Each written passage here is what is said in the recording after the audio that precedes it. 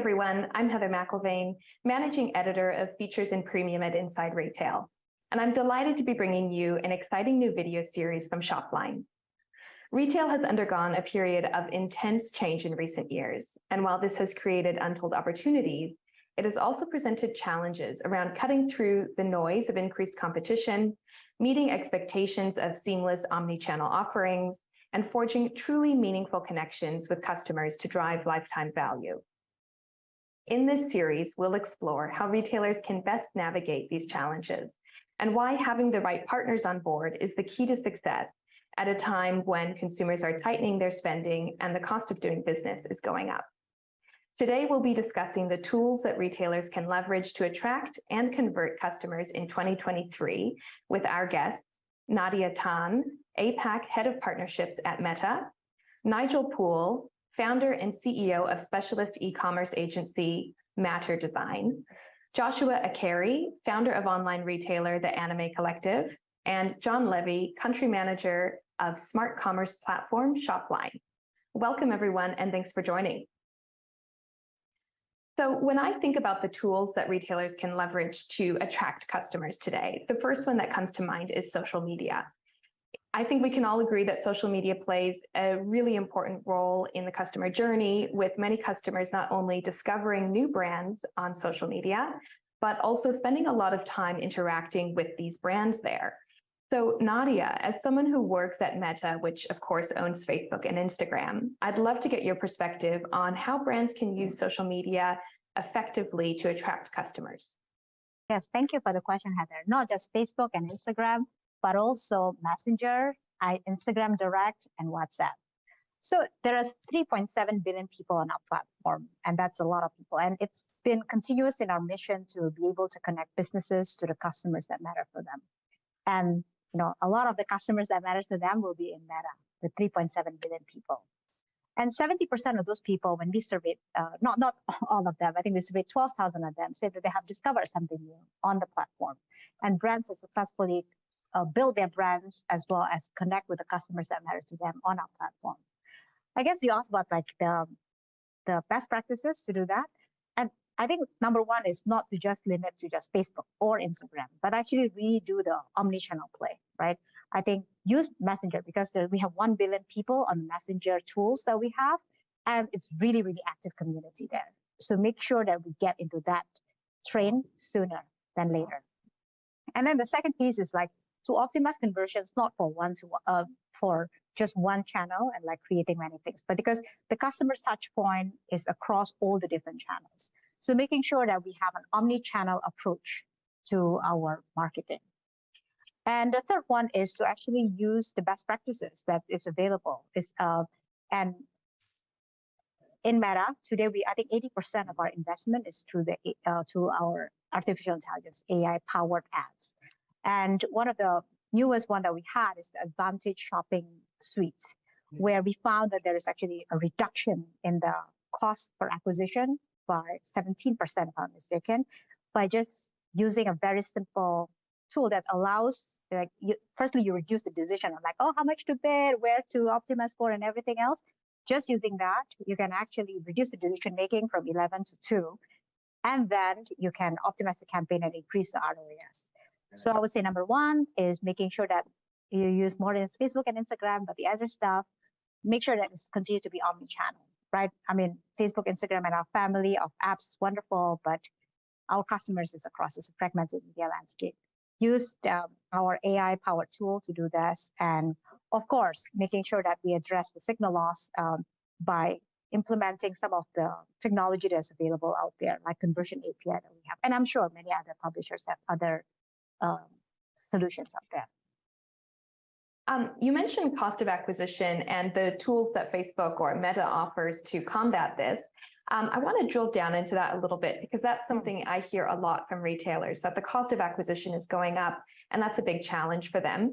So, and right now, when a lot of other costs of doing business are going up and customer spending is sort of fluctuating and perhaps decreasing in certain areas, I know that any retailer is going to be wanting to get more bang for their buck from their advertising on social media. So can you drill down into how they can go about doing this? You mentioned the AI tool that you offer.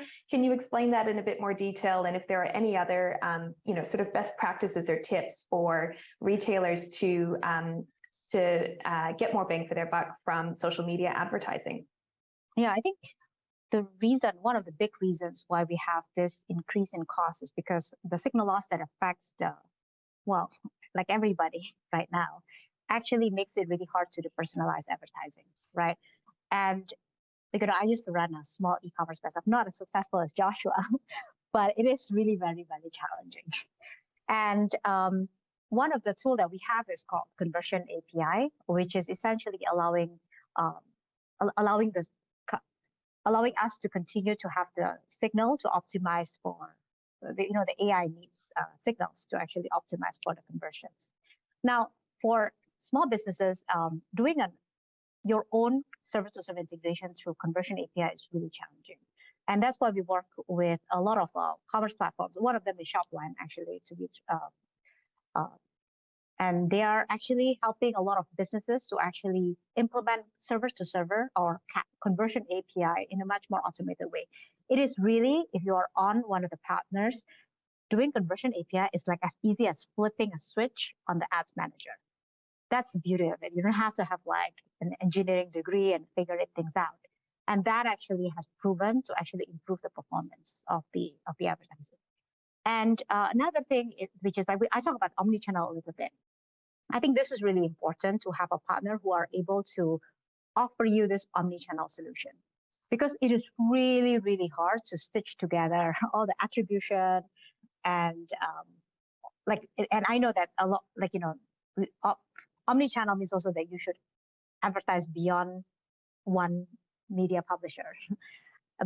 And a partner who is sitting there, not just giving you one media reporting, is really, really important to stitch that data together. So I guess get Conversion API. One more thing about Conversion API I need to say, coming from my own experience. When you do Conversion API, you must let the AI, the machine learning, takes its time to pass the learning phase. Because a lot of us, at least when I was running my own ads, I like to do my own optimization on, like I say, if I'm trading stocks, let the system run itself. And then get a partner who can help you install that and also optimize it for omnichannel, especially if you have an omnichannel business. Great. Those are some great tips. Nigel, I'd like you to weigh in because I know that you work with a lot of retailers, also around attracting customers to their business. What are your thoughts on how to get more bang for your buck when advertising on social media right now? Yeah, look, I think social media is a really strong channel to get your story across. I think having a strength in that story is critical, though. Social media, we get all the retargeting algorithms, and you can, I for one really love retargeting algorithms, because if I'm looking for a certain product, I get 10 other competing products that I can consider, and it does the work for me. But once I start engaging with those other competitors, it's really the strength of the brand that gets me taking that next step. So it's really important, especially in these times when you really want to get value from those leads, that you have a strong story to back up the ad. And that comes from having a really holistic view on how you do your advertising, having good creative that carries through to your website, capturing a conversion, be it just a sign up or someone to follow your page, but having a way to get them to that next step and tell your story and have time to do that. So I think it's really important that if you're doing social media, that you really try to get quality leads through. It's not just about volume. It's really about finding your audience and helping them find you as well by having that strength in your story. Yeah, that is so true. And as you mentioned, when we're looking at like brand story and having the focus there, I'm sure there's a lot of things brands can be doing beyond social media. So what are some of the other tools that you're seeing retail clients use that are proving to be effective to attract customers? Yeah, again, it's having that sort of multi-channel approach. If they're an omni-channel retailer, it's really blending the in-store and online experience. If they're D2C, it's collaborating with other brands that are complementary. It's nurturing the customers that you know about.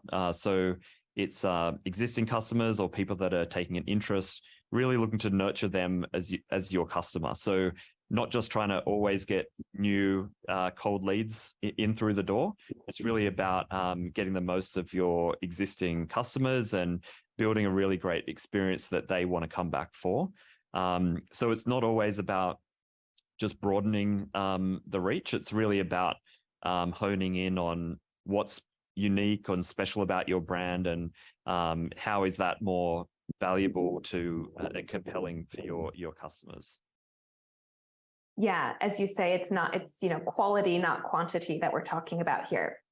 So once a retailer does have a potential customer interested in their brand, the next step is, of course, converting them to make a purchase. So Nigel, what is considered best practice in this space? Yeah, I mean, we do a lot of e-commerce work. We build e-commerce systems, and what we do is we break down the experience from what we call that brand discovery piece, which is someone finding a brand for the first time and that initial introduction and engagement into the brand. We then look at what do they do on the site. So are they finding the products that they need? Are the products what they're looking for? And we're measuring them with certain metrics like the add to cart rate for the traffic coming through and the time on site and those sort of engagement metrics. And we're looking to take them down that funnel to the path through to the purchase. And we're looking at all those steps and are there any blocks in that path? Are there any things that are working really well and that we can double down on? So we're really looking at, with the framework we work to, we're just breaking down each step and looking at different metrics for each step, and then looking at that from a sort of like a bigger picture view and how can we get them all the way through to a conversion. It's not always going to be a purchase first visit. So we're looking at what other conversions are helpful for us to build that relationship with the customer. Do you see any common mistakes that you think have a negative impact on conversion, whether that's making a purchase or signing up to get email notifications? What are some of the areas where retailers might be getting it wrong right now that they can look to fix and improve? Yeah, I mean, sometimes I see a really good ad on social media, and then I jump to the website, and it just is not consistent with what I've sort of started with. So I feel like getting that consistent message and the creative design being consistent, but also that flow through the site being natural and frictionless is really important. Sometimes you land on a site, you're trying to figure out where to go next, and it doesn't quite make sense, and it just becomes too hard. So really reducing the effort for the user so that they can naturally transition through your site is really important. That's going to be up to a lot of design considerations. But then once that's really working well, it's about things like giving them payment options, giving them shipping options, giving them reviews or availability and time to delivery metrics. So it's really about enabling the sale with the information that they're looking for to make that decision. So it's really important that you're covering the sort of, for example, payment methods that match the region they're in, or the value of the basket sort of matches the, for example, buy now, pay later options that you're putting in front of them. So it's really important that you're putting yourself in the customer's shoes and testing your site and testing that flow yourself. I just want to weigh in on this piece, right? Yes, I think please do. One of the pieces, like you spoke a lot about data, I think measuring the right thing, because sometimes the conversion window could be longer than what your attribution window. So what actually converted, we calculated as not converting. So it's really important to know this, because what you can't measure or what you measure wrongly, or what you can't measure, you can't manage. And I always believe that measurement is important, not just to justify past spend, but to also inform future behavior. So knowing this piece right, it's really, really important. And just to add a little bit into like converting the same store customer is really important for small business today to actually have to manage this customer, their customer information, and have a lot of analytics on it, right? Like segment your customers, knowing how to engage them at the right time with the right product with the right message, because the last thing you want is to get them to leave after you spend all that money acquiring them on Facebook. Joshua, you want to add something? I know you're unmuted there. No, so yeah, I think that's definitely a major factor. I think like what Nigel was saying, where he sees a really amazing ad and then he clicks on the link and gets to the website, and then there's colors that are everywhere, the fonts are everywhere, the add to cart button, you can barely find it, the buy it now takes you to a different page. It takes too long to load. Sometimes even the checkout process, they're happy with the website, but the checkout process takes too long, so they pop off. So definitely, I agree with the overall consistency of these things. John, what about you? I'm sure you have a lot of insights in this space. What are some of the common mistakes you see retailers making that impact their conversions? You know, I mean, retail is hard. Online retail is probably more harder than anything else. But you know, retailers can really do everything well. They can do their advertising, they can do their cart optimization, get everyone to that point of purchase. And you know, the cart abandonment is a huge issue. And like Nigel said, it could be a multiple of issues. But it could be the shipping, it could be the pricing, localized pricing. It's really important to really have the tools so that you can be flexible and adapt and see what's working, what's not. You know, with SHOPLINE, our aim is to provide all the tools that are needed for you to be successful, and for us to provide the analytics. You know, the deep integration with Facebook and all of Meta's advertising platforms, but equally so with shipping and access to live rates in the cart. All those things can help. But you know, I think really it's there's no one single answer to this question. It's really about you know, seeing exactly where the issues lie, and if it's you know, something that's got to do with a cart conversion, there's lots of tools available for you to leverage in the market to really be effective. Yeah, and as Nadia said, it really comes down to putting yourself in the shoes of your customer and just imagining what the experience of discovering and interacting with your brand and trying to make a purchase on the website would be like for them. Sure. Yeah. I think you know, Joshua is you know, hands-on. He's the merchant here on the group. I think there was a use case that you know, Joshua, you alluded to in terms of your comments about access to data, and you know, it's really important to have that information so that you can make those decisions. But I'll be keen to hear firsthand your experiences with data and how important it is to your business. Yeah, so yeah, basically in the best way possible. The other day I was having a chat with my media buyer, and we were just looking at the Facebook Ads Manager. And sorry, Nadia, the Facebook Ads Manager is not 100% of the time accurate. So we were looking at the SHOPLINE backend, and we were looking at, okay, we're getting a lot of orders, but Facebook Ads Manager is showing us we're getting nothing. So we were very confused as to where the orders were coming from. But I think in SHOPLINE, they had the ads reporting data assistant. And when we took a look at the data assistant, it showed us that 6 orders came from Instagram, 4 from Facebook, 9 from Google, and then 4 from organic.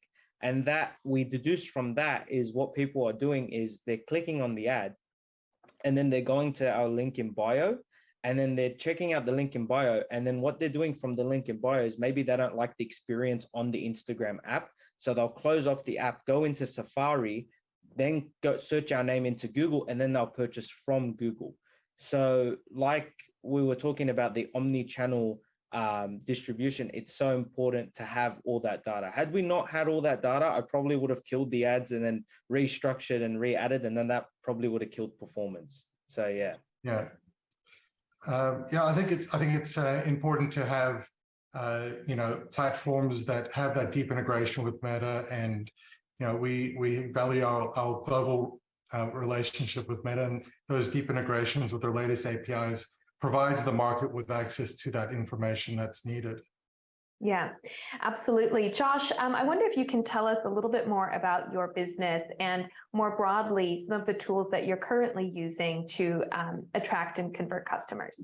Yeah, so we're primarily a clothing brand, and a niche clothing brand at that, being in the anime space. So omni-channel, like I guess this is a major theme of the discussion, is very important. And I think one of the main tools is SEO. Having your SEO optimization down pat is very, very, very important, because it ties into Facebook, it ties into every other ad reporting system that you have.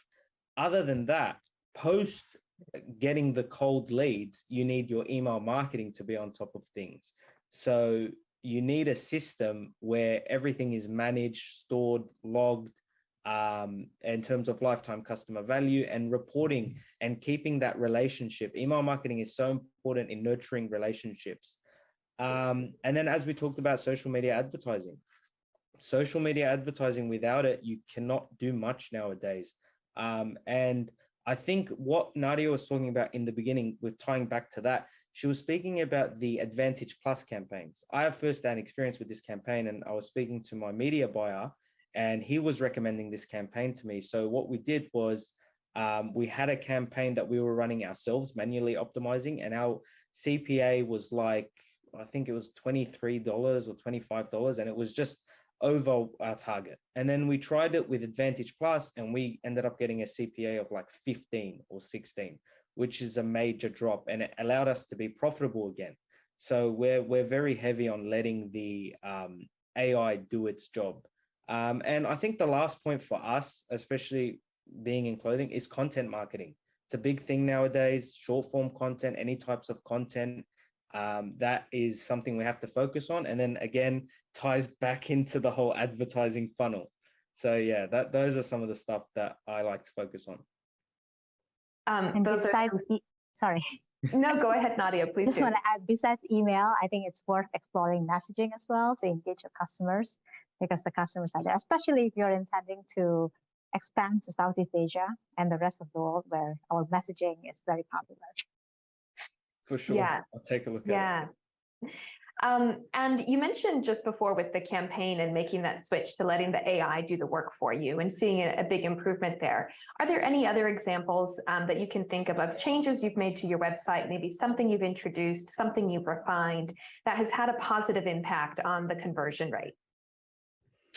I think keeping everything consistent. I think there was a lot of times where my website started to get a bit, the colors especially, people are very attracted to aesthetically pleasing things, and keeping that same theme was very important, as well as having, I was able to edit my website to add a FAQ at the bottom. So people could click on the FAQ, so the frequently asked questions, and they could look at, how much is shipping, how fast could they get the product, what's the return policy like?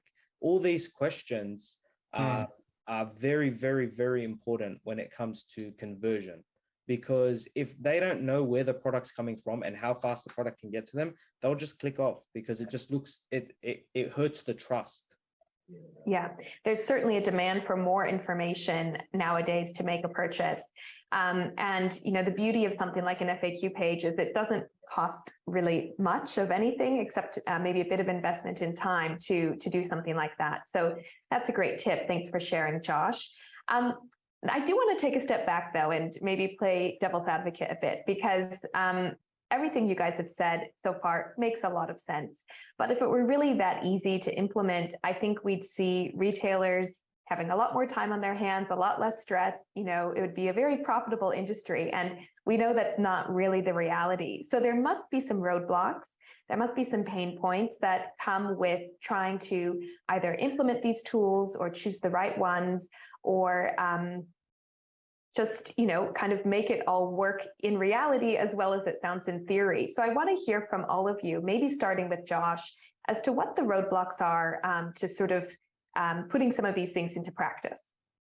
Yeah, so like off the top of my head, I think the first would be rising competition. As it gets easier to get into the space with a bunch of these partners that you can partner up with, you see increased competition, which is a big one. It's a major roadblock. You have to constantly innovate and create new products in order to keep your audience engaged. Obviously, the second one is trust and security. Now, the best type of business is person to person, physically speaking to them and selling them on something. When you have a website where it's just person to robot, assumingly, or their phone, it's really hard to build trust. And that's something we focus very heavily on. And then I think the last would be just targeting that right audience. As Nadia was speaking about in the beginning, the AI is smarter than us on knowing who wants to, you know, buy the products. I was surprised in Christmas time, we found a lot of grandmothers and mothers purchasing our products for their children, which we would have never targeted them had we not let the AI do its job. So yeah, that was a big help for us, and it's certainly still a major roadblock in deciding these things.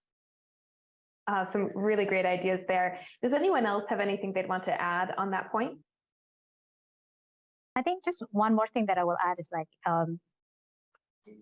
the expectation from the customers, especially with like the increased competition, as Joshua said, it gets higher all the time. So the need to continue to innovate and continue to engage them, it gets more and more. Right? The customer service piece is really important. You are all customer of something.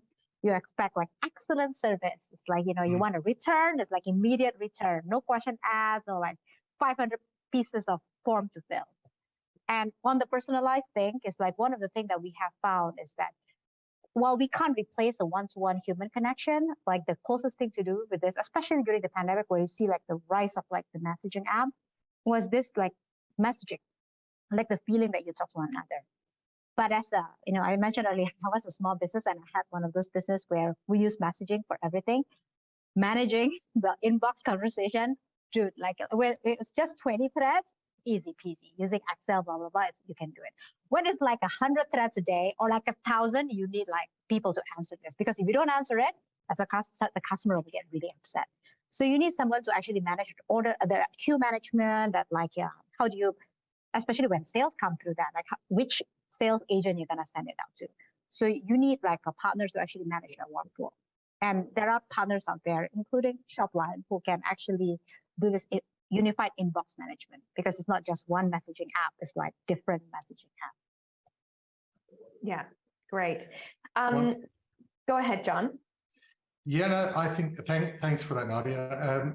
I think it's really important for you to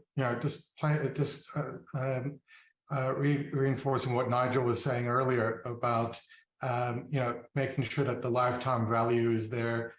It's a lot easier with retargeting and so forth, but I think really what's exciting is looking at memberships and loyalty, seeing how you can retain those clients and grow that lifetime value, and making sure that you're able to do that in all your sales channels, whether it be online or in marketplaces or even in store, having that access to that single database where you can track and make sure that you have that understanding of who's buying from you, who are your repeat customers, and how can you incentivize them not only to buy again, but also perhaps maybe to even be a advocate of your brand and incentivize them to share with their social circles.